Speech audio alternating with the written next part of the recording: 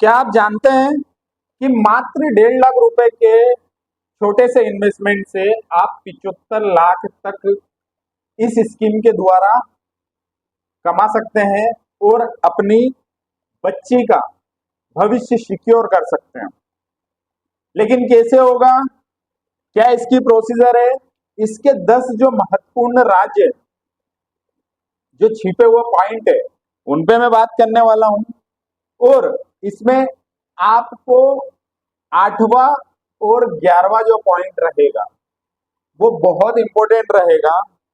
तो आइए मैं बताता हूं कि वो राज्य क्या है और किस तरीके से आप 1.5 लाख के एक छोटे से इन्वेस्टमेंट से 75 लाख बना सकते हैं अपनी बच्ची की पढ़ाई, अपनी बच्ची की शादी के लिए। ठीक है, उसके पहले सभी से रिक्वेस्ट है कि आप जो मेरे चैनल पे हैं टेक गुरु विजय चैनल, इसे सब्सक्राइब कर लीजिएगा, बेल आइकन दबाना मत भूलिएगा। इसमें बहुत सारे इंपॉर्टेंट वीडियोस मैंने अपलोड किए हैं, हो सकता है आपके काम आ सकते हैं। आरटीई से रिलेटेड मैंने अलग अलग वीडियो अलग अलग टॉपिक पे अपलोड किए हैं। वहीं पीएफओ और pan card, UN activation, BPL से रिलेटेड बहुत सारी चीजें मैंने अपलोड कर रखी है, तो एक बार जाकर चैनल को विजिट कर लीजिएगा।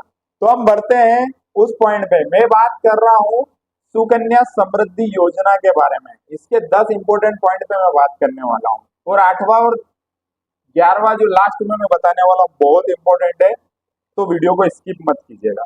किन किन पॉइंट पे हमारी बात होने वाली है? पहला, खाता कौन खोल सकता है और खाता कहाँ खुलेगा। ठीक है, फिर उसके बाद में तीसरा हमारा जो पॉइंट है, डॉक्यूमेंट क्या लगेंगे आपको, राशि कितनी जमा करनी है और उसकी राशि से जमा करने की सीमा क्या है, मतलब कब तक आपको जमा करनी है, कितने साल तक आप जमा करना चाह रहे हैं, ब्याज दर क्या मिलेगा, ब्याज कब तक मिलता रहेगा, पढ़ाई के लिए पैसा कब निकाल सकते हैं, मेच्योरिटी पर क्या मिलेगा और अनुमानित आपको लाभ क्या मिलेगा, क्यों है ये योजना आपके लिए खास, वो भी मैं कवर करने वाला हूँ।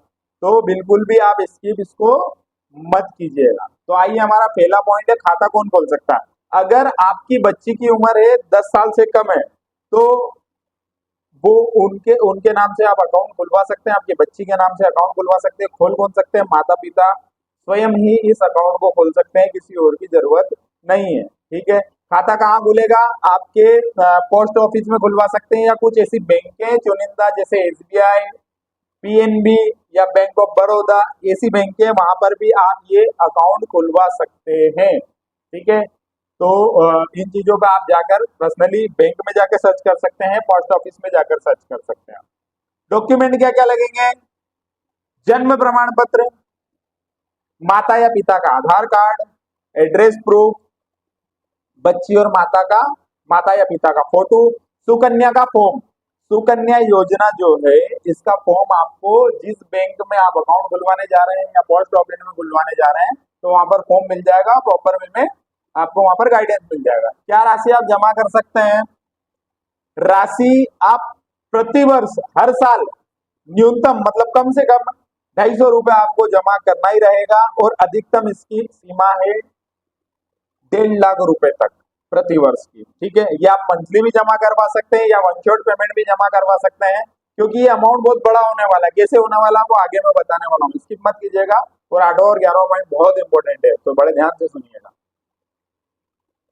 कितने साल तक जमा करना? खाता खोलने के बाद 15 साल तक नियमित रूप से आपको पैसा जमा करना है। नियमित में साल में आप चाहें तो पूरे साल में 250 रुपए जमा करिए या पूरे साल में 1.5 लाख रुपए जमा करिए या 10,000 5,000 जो भी रहेगा उतना जमा करेंगे तो वो आपके कैटेगरी में आ जाएगा, उसमें कोई प्रॉब्लम नहीं। हाँ, एक प्रॉब्लम है जो 11वें पॉइंट में बताने वाला हूँ, तो उसको बड़े ध्यान से सुनिएगा।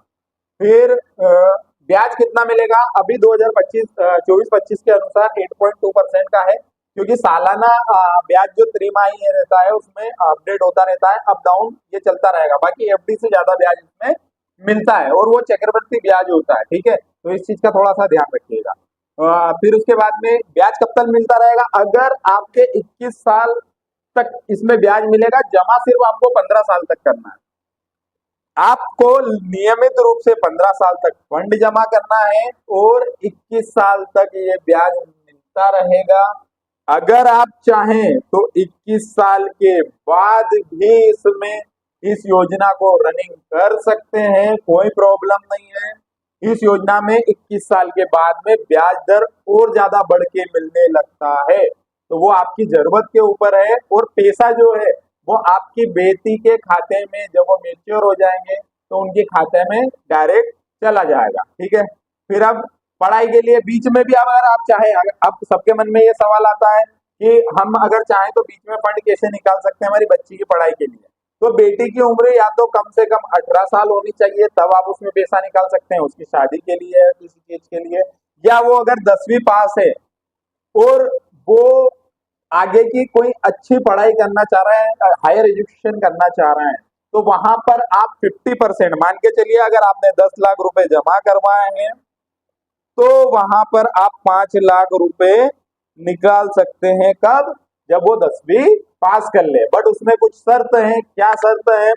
वहां पर आपको क्या रहेगा कि जहां आपका बच्ची एडमिशन ले रही है 10वीं के बाद में, तो वहां का एक फॉर्मेट लिखा हुआ चाहिएगा उस इंस्टीट्यूट का, ठीक है, उस संस्थान का, और उनका जो फीस स्ट्रक्चर है वो आपको जमा करवाना पड़ेगा वहां पर बैंक में या पोस्ट ऑफिस में जहां आपके बच्ची का खाता खुला है।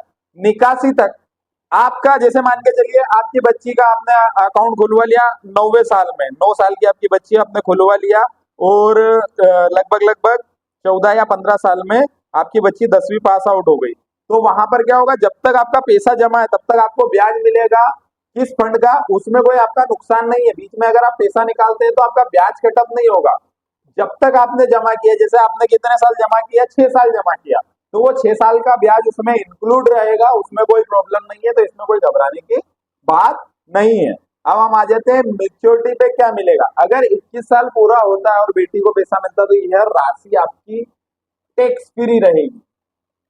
ध्यान रखिएगा, बहुत सारी, क्योंकि ये क्या बच्चों के लिए स्कीम बनाई गई है, तो गवर्नमेंट काफी इसमें स्ट्रिक्ट है, तो वो कभी भी नहीं चाहेगी कि आपके बच्चों के भविष्य में जो आप राशि जमा कर रहे हैं भविष्य के लिए उसमें टैक्स लगाए। तो वे टैक्स फ्री राशि है, पूरा जो प्रॉफिट आएगा वो नेट टू नेट बच्ची के अकाउंट में आएगा, आपकी बेटी के अकाउंट में आएगा। ठीक है, अब अगला हमारा पॉइंट है, अगर आप 1.5 लाख रुपए सालाना जमा करते हैं कुछ कुछ अमाउंट करके, तो 21 साल की उम्र तक ये पैसा 72 से 75 लाख के बीच में हो जाता है। बहुत इंपॉर्टेंट पॉइंट है, क्योंकि ब्याज दर क्या होता है, अप एंड डाउन होता रहता है, इसलिए थोड़ा सा क्या है कि ये एक अंदाज लगाना मुश्किल है, बट ये एक क्राइटेरिया उसमें बैठ जाएगा। ठीक है, क्यों है ये योजना खास? इसलिए खास है क्योंकि सरकार द्वारा गारंटीड रिटर्न योजना है और टैक्स फ्री है और बच्चे के भविष्य के लिए सुरक्षित है, क्योंकि गवर्नमेंट ने इस योजना को